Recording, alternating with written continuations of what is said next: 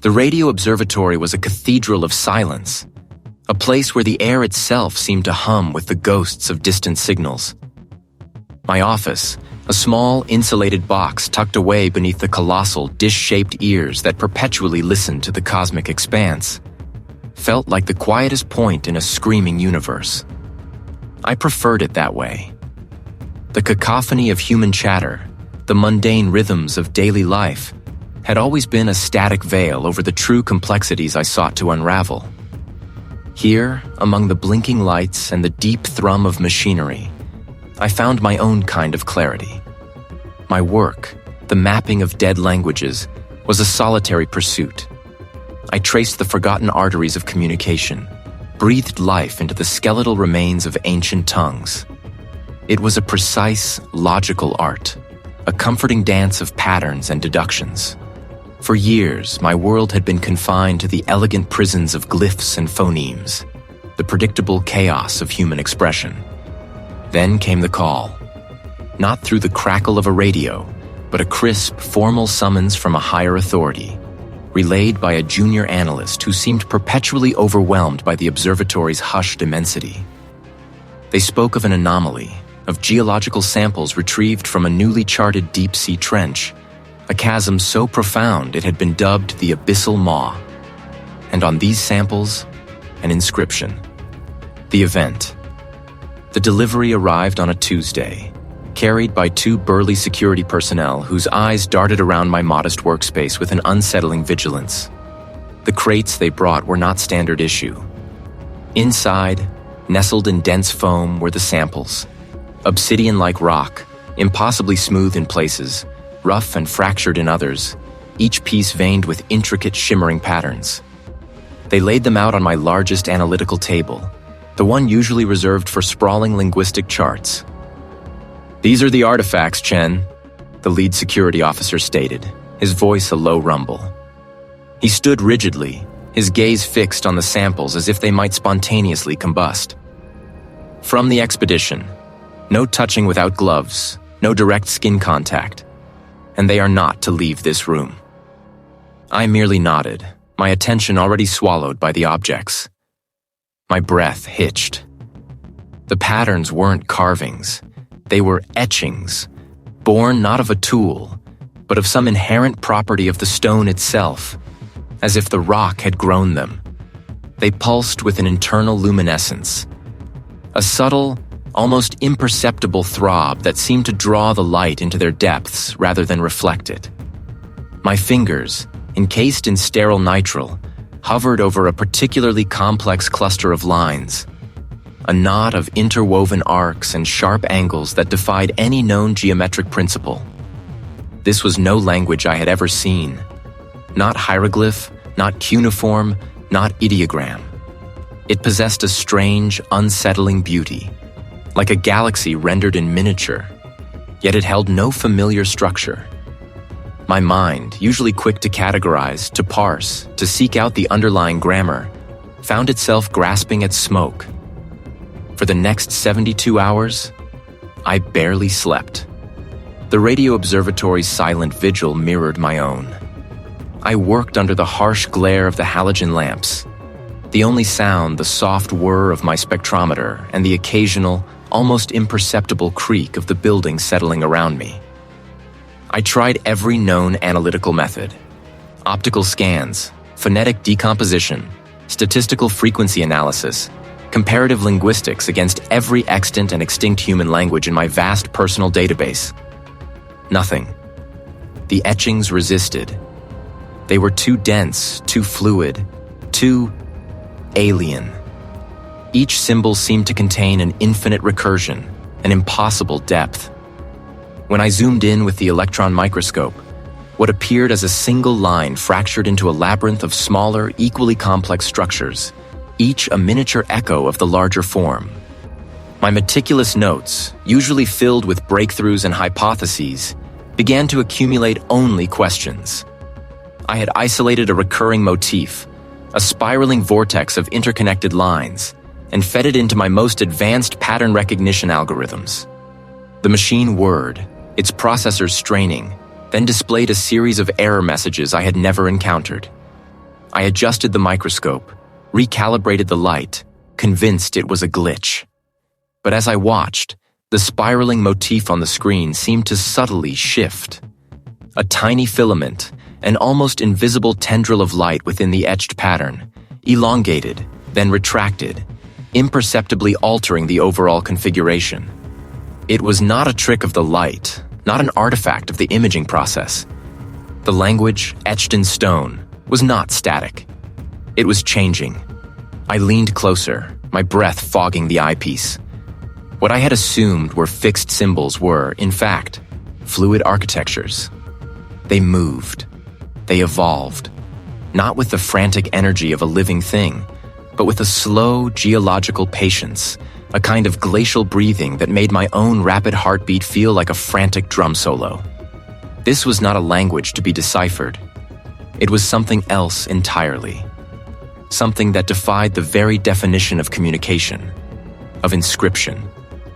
The tension in the room thickened, palpable, as if the very air was holding its breath, waiting for me to understand the impossible truth.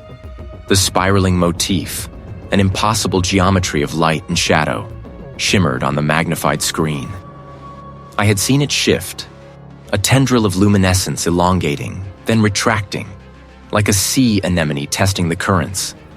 I leaned back, rubbing the bridge of my nose, the scent of ozone and stale coffee clinging to the air around my workstation within the deep recesses of the radio observatory. The vast parabolic dishes outside, silent sentinels against the bruised twilight, collected whispers from the void, but nothing so profoundly unsettling as this. I adjusted the microscope again, recalibrating the focus with meticulous precision. The image snapped into sharper relief, the intricate lines of the pattern now almost painfully clear. And there it was again.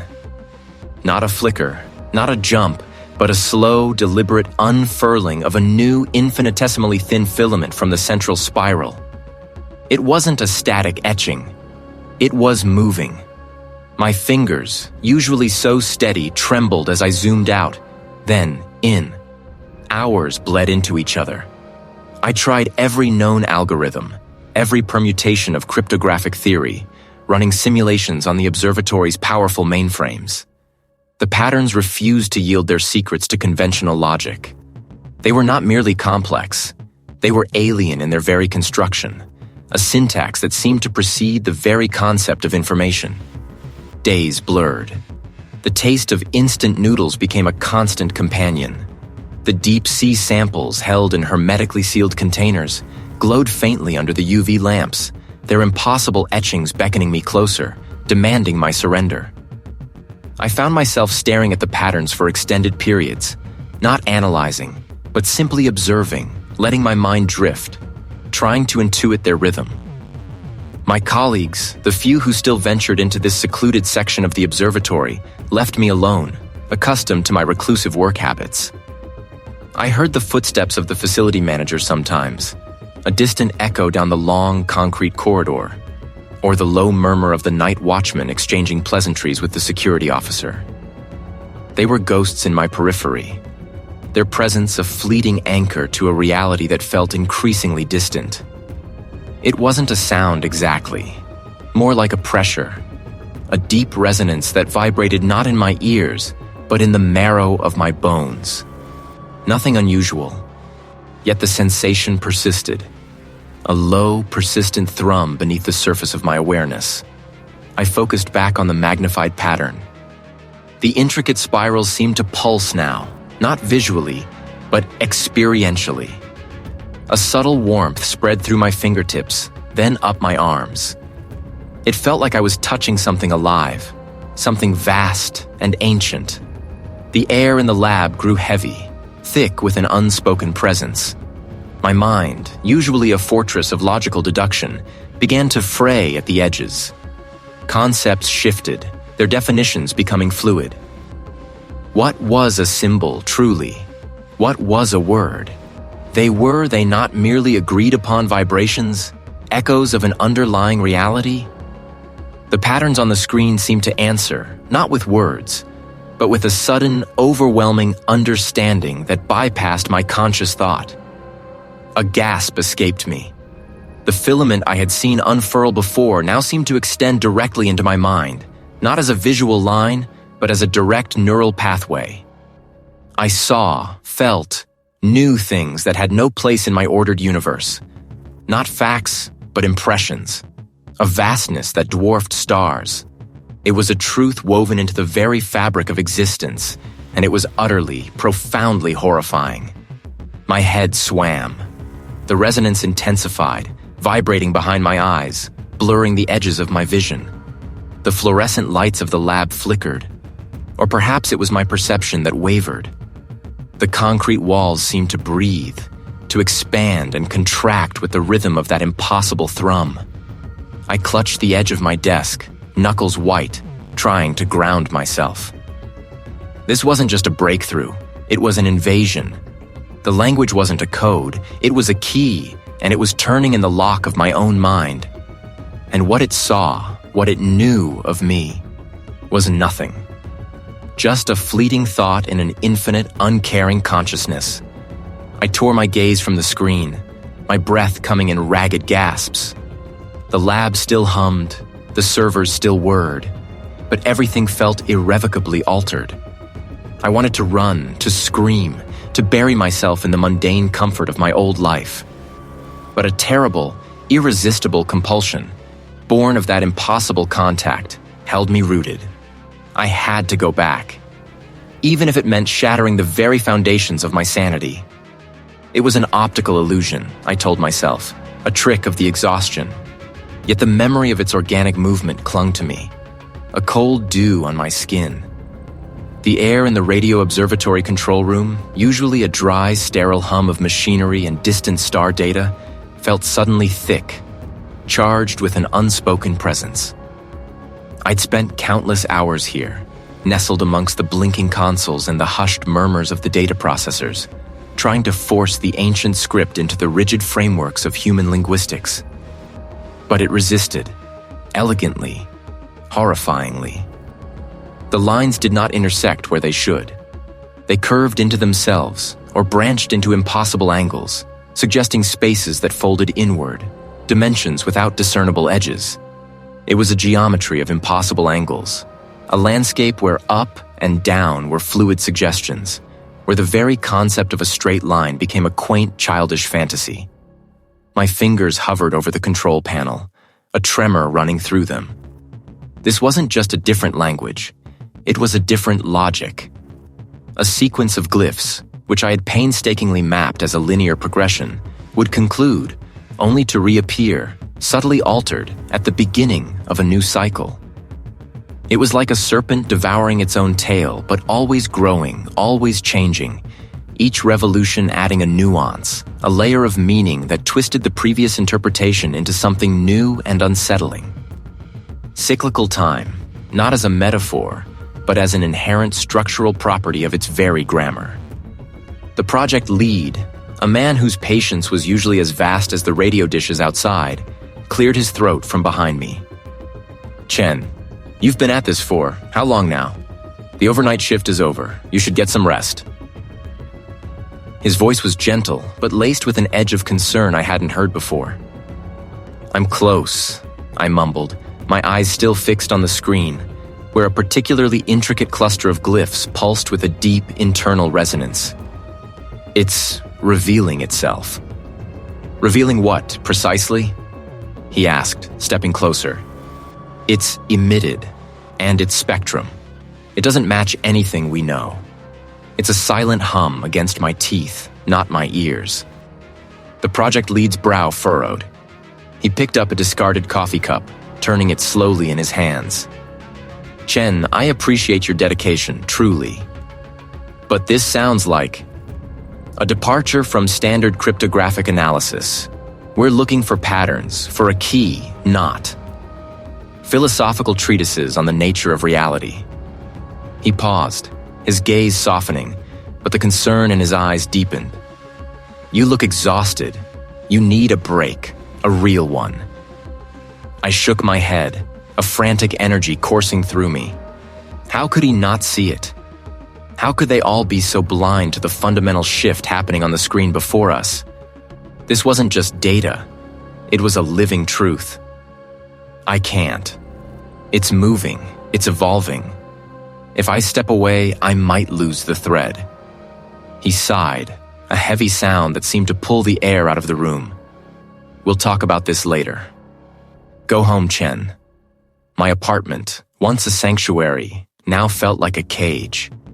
The intricate cracks on the ceiling, once mere imperfections, now resolved into the same impossible spirals, the same recursive loops I saw in the language.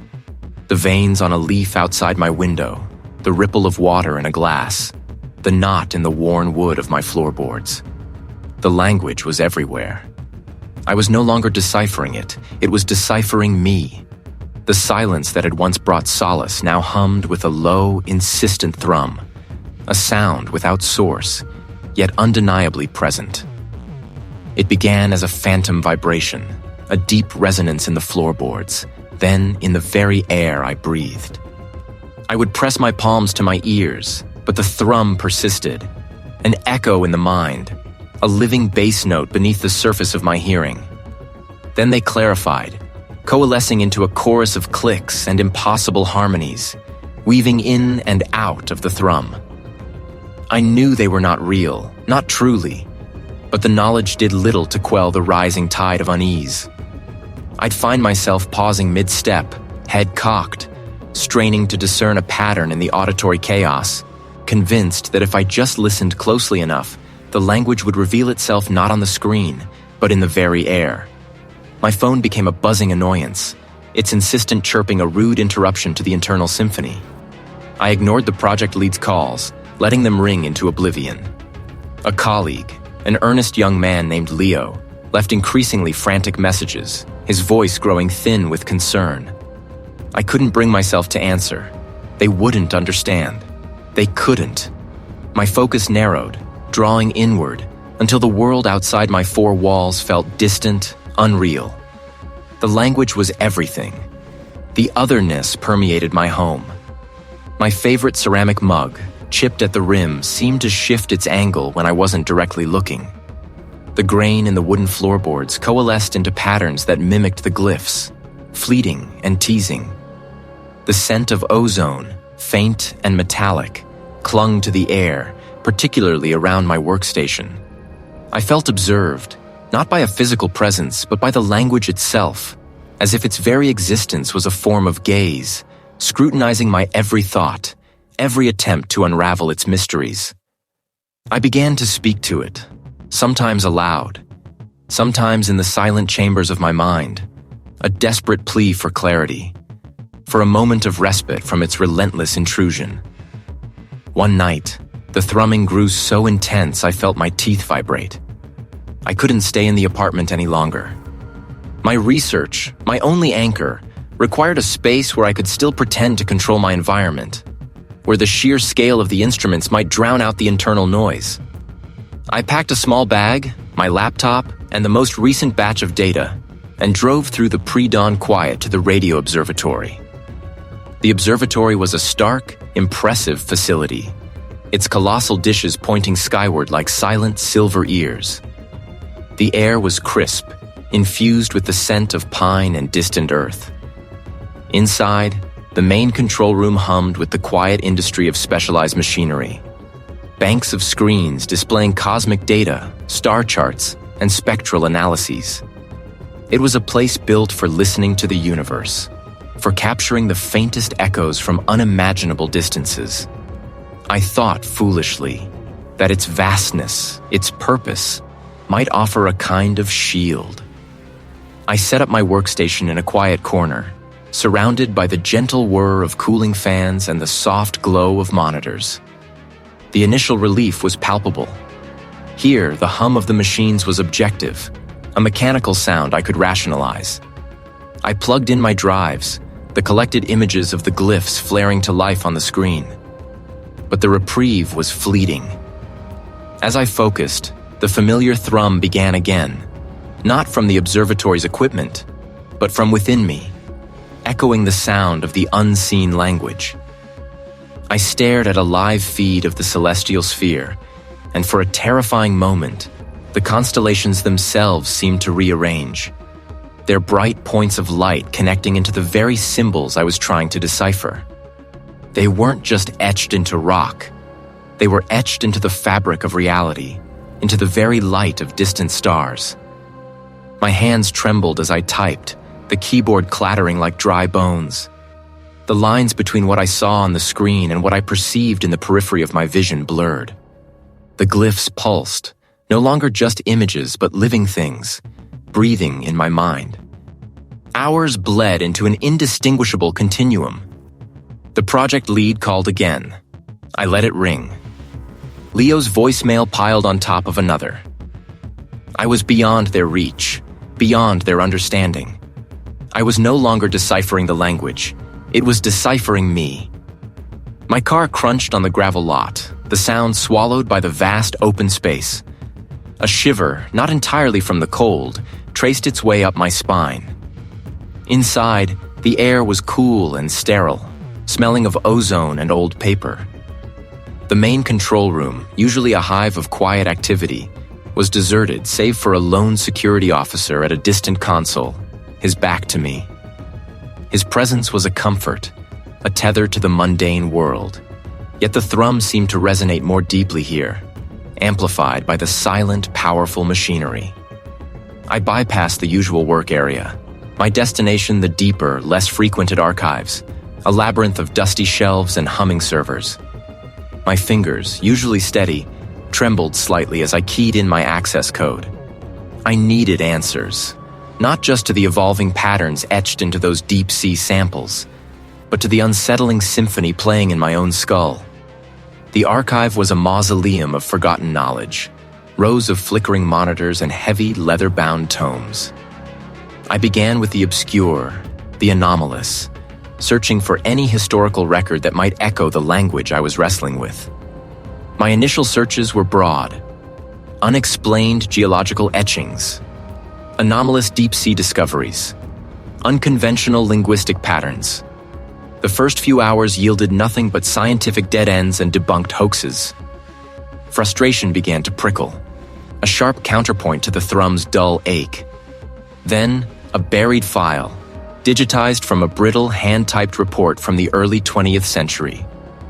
It detailed a series of strange symbols found in a remote cave system, deep within a coastal mountain range. The accompanying sketches, faded and imprecise, sent a jolt through me. They weren't identical to the patterns from the trench, but the structure, the unsettling non-Euclidean angles, the way lines seemed to flow and shift even on the static page, it was undeniably similar. Unnatural life within the geometry. That was it, precisely. I dug deeper, cross-referencing keywords from that report. Fluid geometry, living script, patterns of the deep. The digital tendrils of the observatory's network stretched wide, detailing a crew's descent into madness after encountering shifting designs on the hull of a derelict vessel. An obscure academic paper from the 1960s on proto-linguistic anomalies found in ancient sub-oceanic rock formations. The patterns, the language, were not new. They had surfaced before in different forms, across different eras and cultures. But it wasn't just the symbols that connected them. It was the effect. The anthropological study spoke of the islanders' reverence for the deep patterns, their rituals involving repetitive chanting and the creation of effigies covered in evolving symbols. The text described their eventual withdrawal from the world, their vacant stares, their collective murmuring of the truth beneath the waves. The maritime log mentioned the crew's unholy devotion to the shifting designs, hinted at researchers who became unusually obsessed, some disappearing, others found in states of profound, irreversible disassociation. My fingers hovered over the keyboard. This wasn't just a language, it was an infection, a key that unlocked a reality no human mind was meant to perceive. And those who had found it before me, those who had dared to decipher its living script, had not simply understood it. They had been consumed by it. The thrum in my head intensified, vibrating through my teeth, making the very bones of my skull ache. The glowing text on the monitor seemed to ripple, the letters blurring, reforming into faint, shifting patterns at the periphery of my vision. Patterns that mirrored the ancient sketches, the island effigies, the very glyphs I had spent weeks dissecting. I wasn't the first. And the others, the anonymous cultists, the mad sailors, the vanished researchers, they were not alone in their struggle. I was part of a lineage, an unwitting inheritor of a forbidden legacy. My fingers, still tingling from the phantom echo of the previous night's discovery, moved with a driven precision across the keyboard. The air in my isolated workspace felt thin, charged with an invisible current. I had to share it, had to lay bare the monstrous implications before the whispers in the data became shouts in the world. I compiled my findings into a dense, unsettling presentation. Diagrams of impossible syntax coiled across slides, accompanied by spectral images of the etched rock samples, their patterns now seeming to writhe with an unseen energy. The facility loomed on a desolate stretch of land, its colossal dishes angled towards the indifferent heavens. Silent sentinels guarding secrets, I was now certain they already knew. The project lead's office was a Spartan chamber, dominated by a large, uncluttered desk. "Chen," the project lead began, their voice smooth, devoid of inflection. "You requested this meeting with some urgency. What have you found?" I took a deep breath, the prepared words feeling inadequate against the immensity of my revelation. "It's about the language, the patterns from the trench. It's alive. It evolves. And it's not just a system of communication. It's a framework, a set of instructions that seems to be reordering reality." I watched their face for any flicker of recognition, any hint of alarm. Nothing. I brought up the first slide, a complex arrangement of glyphs that now seemed to shift subtly on the screen. I've found recursive elements that defy known linguistic principles. They don't just convey meaning, they induce it. And the deeper I delve, the more I find correlations between these patterns and anomalies. Small, localized shifts in atmospheric pressure, inexplicable energy fluctuations, even subtle changes in the seismic readings around the trench. The project leads steepled their fingers, their expression unreadable. "Interesting, Chen. Your dedication is commendable. However, correlation is not causation. These patterns, while complex, could simply be a highly advanced alien script. Your interpretation of them reordering reality sounds speculative." "But the rate of evolution," I pressed, my voice gaining an edge of frustration. "It's accelerating. It's responding to my analysis. It's almost as if it's learning me." I paused, searching their eyes. "And the geological samples. They're not merely etched." "A fascinating hypothesis. Perhaps you've been working too many late nights, Chen. The human mind is adept at finding patterns where none exist, especially under pressure." They weren't listening. Or worse, they were pretending not to. "I have evidence. The spectral analysis of the glyphs, the energy signatures." I gestured towards the monitor, ready to click to the next slide, a crucial visualization of the language's internal architecture. But just as my finger hovered over the trackpad, the screen flickered. A sudden, jarring static burst across the display, distorting the meticulously crafted image into a garbled mess of pixels and lines. It lasted only a breath, a fraction of a second, but it was enough. When the image returned, it was subtly wrong, the intricate connections I had highlighted now appearing disjointed, illogical. The rhythmic pulse in the audio file I had embedded was now a dull, repetitive thud. This wasn't a system error. My equipment was top tier, rigorously maintained. This was interference. Deliberate, precise, and timed perfectly. "Ah, technology." The project lead sighed, a knowing glint in their eyes. "Always reliable until the moment you need it most. Perhaps we can revisit this when your data is more stable. They stood, signaling the end of the meeting. I appreciate your enthusiasm, Chen, but we must stick to verifiable facts. We'll continue monitoring the trench, of course. For now, focus on the more conventional aspects of the translation. The priority remains understanding the base communication, not philosophical interpretations. As I gathered my materials, my hands trembling imperceptibly, I could feel their eyes on me. They weren't just skeptical. They were actively obscuring. The project lead had dismissed my findings with practiced ease, but the way they had watched me, the subtle shift in their posture, spoke volumes. This wasn't ignorance. This was a carefully constructed facade. They knew. They had to. The language wasn't just an infection. It was an infection that had already spread, deep into the very heart of the organization meant to contain it. The architect of these lies was not just the language itself, but the hands that guided its insidious influence. The vast, echoing chamber of the radio observatory swallowed my arrival whole. Its silence a heavy blanket woven from the absence of the city's ceaseless thrum. Here, amidst the skeletal frameworks of colossal dishes that pierced the sky like ancient, hungry gods, I sought refuge.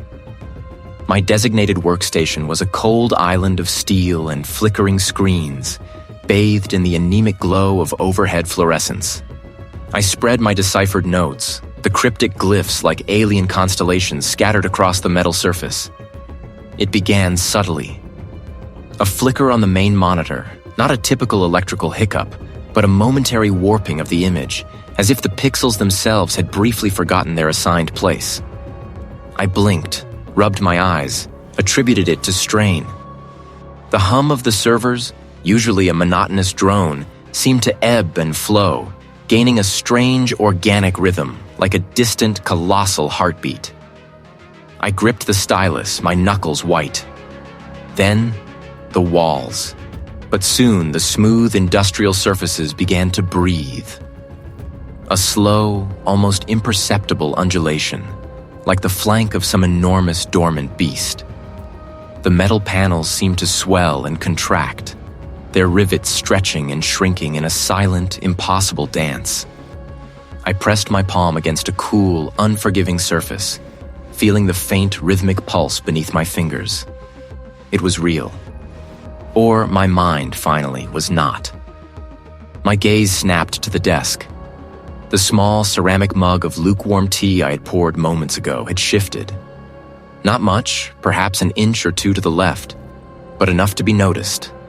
I had placed it precisely. A pen, which I'd left lying horizontally beside my notebook, now rested at a slight angle.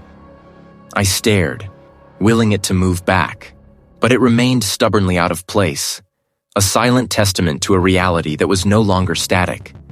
A sudden, sharp crackle from the radio dish outside. I flinched, my head snapping up.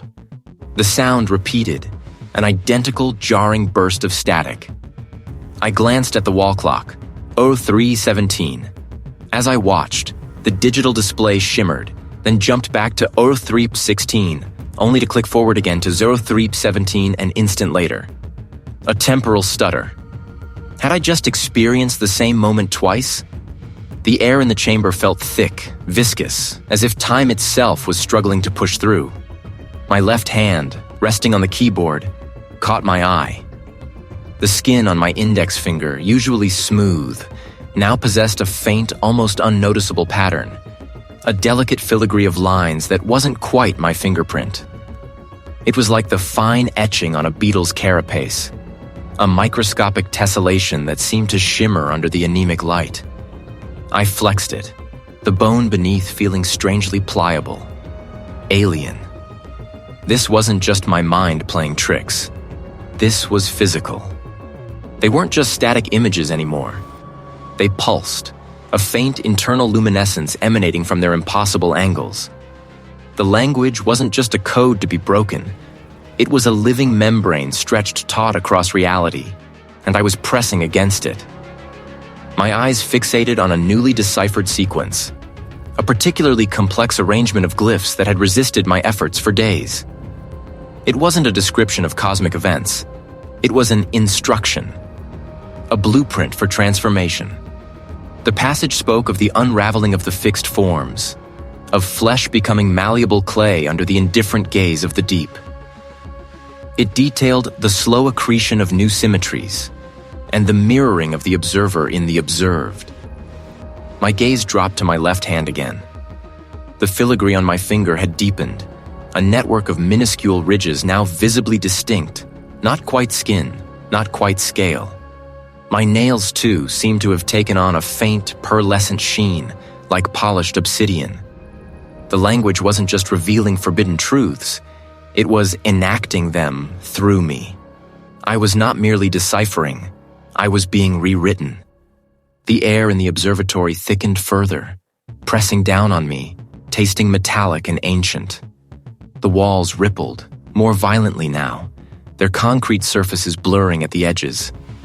Objects on my desk slid, clattered, then vibrated, humming with an unnatural energy. The deciphered text on the screen pulsed with a malevolent triumph, its glyphs twisting and merging, no longer just symbols, but pure, unadulterated intent. I was becoming the language, or the language was becoming me. The distinction blurred, dissolved, leaving behind only the horrifying certainty of a reality that was utterly indifferent to my form and utterly intent on reshaping it. I set up my workstation beneath the dizzying lattice of steel, the air cool and tasting faintly of ozone and dust. The geological samples, once inert stones, now pulsed with a subtle, almost imperceptible warmth against my fingertips. Their etched glyphs, a labyrinthine script that had consumed my every waking thought, shimmered under the focused beam of my analysis light. Days bled into nights in that cavernous space, marked only by the shifting angles of moonlight through the high windows and the ceaseless internal churn of my mind. My fingers traced the intricate patterns, the lines and curves that defied any known linguistic structure, yet resonated with a profound, terrifying logic. Each symbol was less a character and more a miniature ecosystem, evolving even as I observed it. Then, a shift. The glyphs on the samples, which I had painstakingly digitized and projected onto the holographic interface, no longer seemed static. My eyes, accustomed to their geometry, now perceived a fluidity, a living pulse. A single line, one I had dismissed as a mere decorative flourish, began to elongate, weaving itself into a new, previously unobserved configuration. It was not a random mutation. It was a response.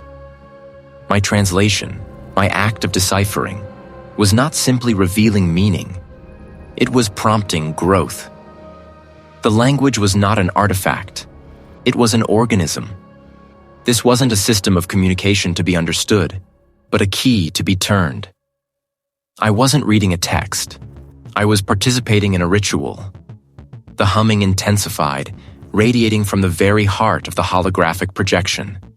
It throbbed, a low, resonant thrum that seemed to align with my own heartbeat, then subtly shift, pulling it out of rhythm.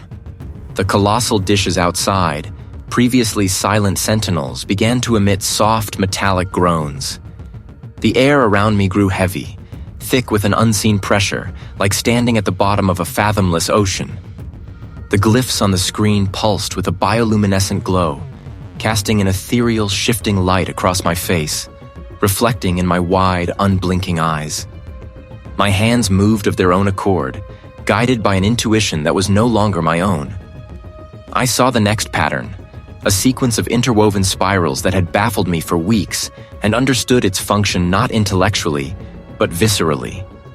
It was a lock, and my mind, honed by years of cryptographic mastery, was the tumblers falling into place.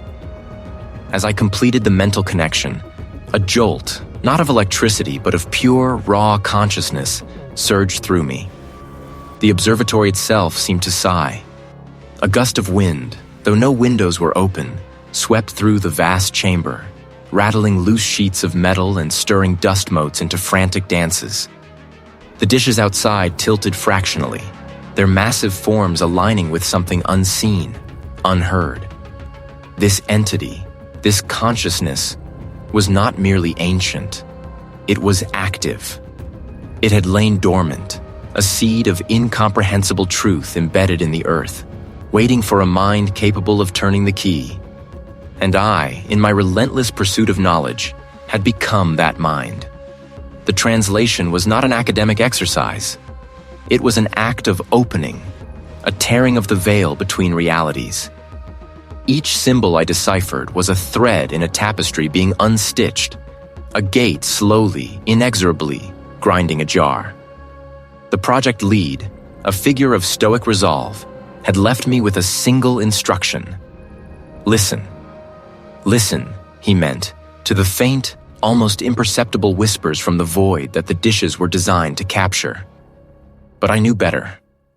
My hands, trembling like leaves in an unseen wind, hovered over the main console. The screens glowed with familiar patterns, the spectral graphs of cosmic background radiation, the distant chirps of pulsars, the white noise of an indifferent universe. Yet my eyes saw beyond the data. The lines warped, shifted, coalesced into the familiar, impossible glyphs that had haunted my waking hours and invaded my dreams.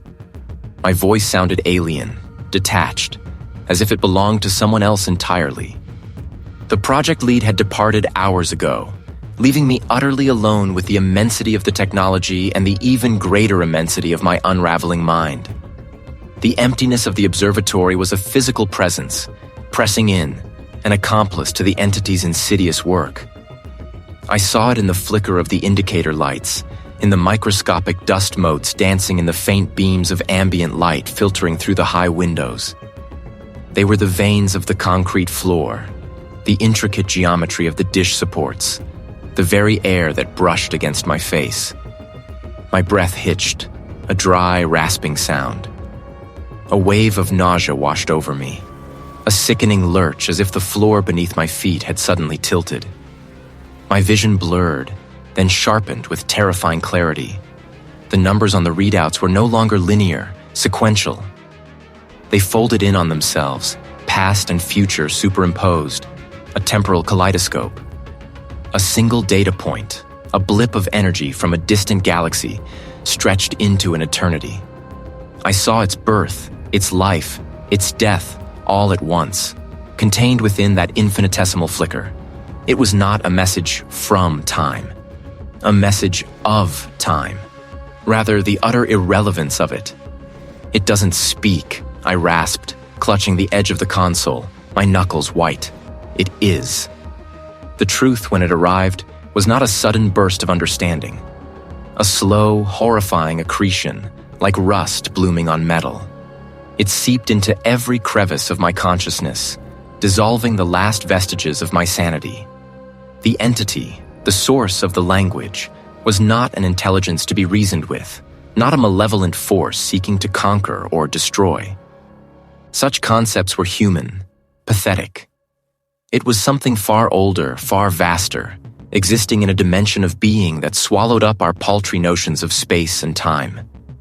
It was simply a state of being, an expansion, a shift in its own incomprehensible existence. And in that expansion, organic life, our delicate, transient forms, were merely incidental. Like a mountain range slowly forming, crushing everything in its path without intent or malice, simply because it was. Our destruction was not a goal, but a consequence, as natural and inevitable as a stone eroding in the wind. My laughter erupted then, a ragged, broken sound that echoed grotesquely through the silent observatory. It wasn't amusement, but the sound of something tearing, of the last threads of my ordered mind snapping. The cosmic horror wasn't a monster. It was the universe itself, indifferent, vast, and utterly uncaring. We were not even dust motes to it. We were less than the space between the dust motes. I pressed my forehead against the cool metal of the console, the static on the screens now a roaring ocean in my ears. My sanity was gone, shattered into a million glittering fragments, scattered across the infinite expanse I now perceived. I saw the truth, and the truth was that we were nothing. And the entity, in its boundless, mindless existence, was everything. And it was coming. Not to punish, not to conquer, but simply to be. And in its being, we would cease to exist, an unremarked, utterly inconsequential ripple in the fabric of something too vast to even register our passing. The air in the radio observatory tasted of ozone and something else, something metallic and cold that clung to the back of my throat. My eyes, crusted with salt and fatigue, saw the lines of code on the main console not as inert symbols, but as veins pulsing with an unseen current. The language had ceased to be a puzzle. It was a living membrane stretched taut across my consciousness, vibrating with an impossible truth. My fingers, stiff and trembling, hovered over the final sequence. This was it. The last glyph, the ultimate articulation. My mind, a warped mirror, already reflected the horror of what lay beyond this threshold. The entity, I now understood, was not an intelligence to be reasoned with, nor a force to be appeased. It was a fundamental principle, a geometry of existence utterly alien to our own, and the language was its very architecture. To translate it fully was not merely to comprehend, but to invoke. The technician, a quiet man who kept his distance, occasionally brought me lukewarm coffee and bland food, his gaze carefully avoiding mine. He saw only a cryptographer consumed by her work, not the crumbling edifice of a mind grappling with the impossible. I could feel the pressure behind my eyes, a sensation like hot sand grinding against the optic nerve. But it was not physical strain alone. I did not answer, could not. My focus was absolute, honed to a razor's edge by the sheer, unholy weight of the task. The final symbol, a spiraling knot of lines that seemed to devour itself, shimmered on the screen. It was not a word, not even a concept, but a rupture, a gateway. Every fiber of my being screamed for me to stop, to shatter the console, to blind myself to the truth. But the language had taken root, its roots burrowing deep into the unlit caverns of my will. I was its instrument, its unwilling priestess. The world did not explode. It unfurled. The immense parabolic dishes outside, usually inert sentinels against the night sky, began to subtly shift, not with the whine of hydraulics, but with a slow, organic sigh. The air in the control room thickened, becoming viscous, as if a great, invisible ocean had suddenly pressed in from all sides. The monitors on the console flickered, not with static, but with impossible colors. Hues that did not exist in our spectrum, blooming and receding like alien flora. The lines of code, the language I had spent months dissecting, now writhed across the screens, no longer confined to their digital prison. They stretched, elongated, pulsed with a sickening luminescence, then dissolved into swirling vortices of impossible light. Then came the sounds. It was the entity's voice, unfiltered, unmediated, speaking directly into the core of my mind, and it spoke of geometries that folded space upon itself, of temporal currents that flowed backward and sideways, of a reality far vaster and infinitely crueler than any nightmare. The walls of the control room began to breathe, the metal panels flexing inward and outward with a slow, deliberate rhythm, as if the entire structure had become a living organism. I stared, transfixed, at the main view screen, which normally showed star charts or atmospheric data, not as symbols, but as colossal structures, impossible angles of pure thought manifesting into something tangible and horrifying. They were the entity, forming, blooming into our reality. The reveal struck me with the force of a cosmic hammer. I hadn't translated a language. I had opened a door. And through that door, the entity was not merely observing. It was entering. My mind, having processed its impossible logic, had become the very lens through which this new reality was focusing. I was not just witnessing the unraveling, I was the architect of its manifestation, my consciousness a conduit, shaping the horror into existence. I was not just a victim, I was its unwilling accomplice, irrevocably bound to the monstrous birth. My eyes, raw and burning, traced the final, impossibly intricate patterns on the display, a tapestry woven from the deep-sea trench's silent song. Each glyph, once a challenge, was now a familiar ache, a whisper in the echoing chamber of my skull. I had been chasing the last elusive key, the binding thread that would unify the entire construct. The others, the expedition leader and the technician, had left hours ago, their faces etched with a weariness that mirrored my own, yet lacked the feverish glint in my eyes. They had urged rest, sleep, but the language demanded more. It was no longer data. It was a presence. A cold current flowing through the very circuits of the radio observatory, making the metal hum and the glass panes throb with a barely perceptible pulse. My fingers, numb and stiff, hovered over the interface. The final sequence. It felt less like deciphering and more like an act of surrender. The glyphs pulsed with a faint internal light, not from the screen, but from somewhere deeper, somewhere behind my eyes. I pressed the command. A silence fell, not the absence of sound, but a profound, resonant quiet that swallowed the hum of the machines, the distant creak of the building, even the frantic beat of my own heart. The patterns on the screen didn't just align, they breathed. They expanded, shedding the confines of the display, stretching into the very air of the room. It pulsed, a slow, vast heartbeat. And in that light, the language unfurled itself, no longer a code, but the very fabric of perception. I saw not glyphs, but the underlying structures of reality, the indifferent lattice upon which all existence trembled.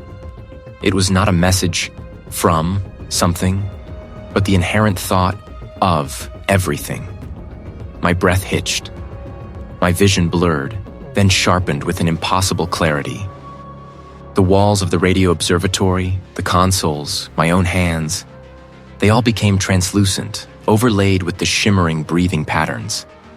Each atom, each photon, each ripple in the fabric of space-time was a part of the language, a single, infinitesimal articulation of a truth too vast to comprehend. It wasn't hostile, it simply was. A cosmic indifference, eternal and absolute, woven into the very threads of being. My mind fractured, not with pain, but with an overwhelming flood of understanding. It wasn't a puzzle to be solved. It was the solution itself, the answer to every question I had ever conceived, and to countless more I could never have imagined. My thoughts, my memories, my very identity began to fray, dissolving into the endless echoing patterns. I was no longer Chen, the cryptographer. I was a node, a conduit, a single infinitesimal point of awareness within the boundless silent thought. It floated, adrift in an ocean of pure, indifferent knowledge. The thrumming from the deep-sea trench, the language I had so desperately sought to understand, was not a call for help, nor a warning. It was the universe humming to itself, a vast, complex, self-referential symphony, and I had merely tuned in.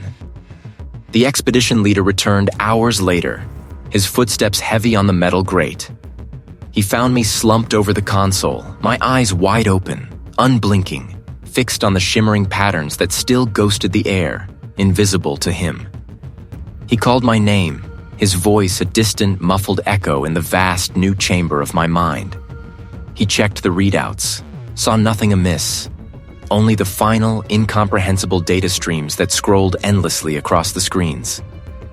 He tried to rouse me, his hand gentle on my shoulder, but I did not respond. I could not. My mouth was a silent cavern, my tongue a useless lump. Yet within me, the endless echo continued.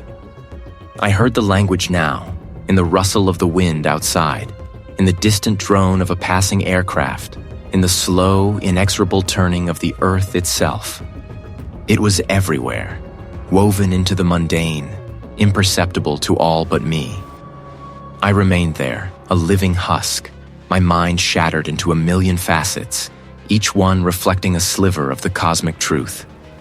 The echo, once a distant call, was now the very essence of my being, and it would never end.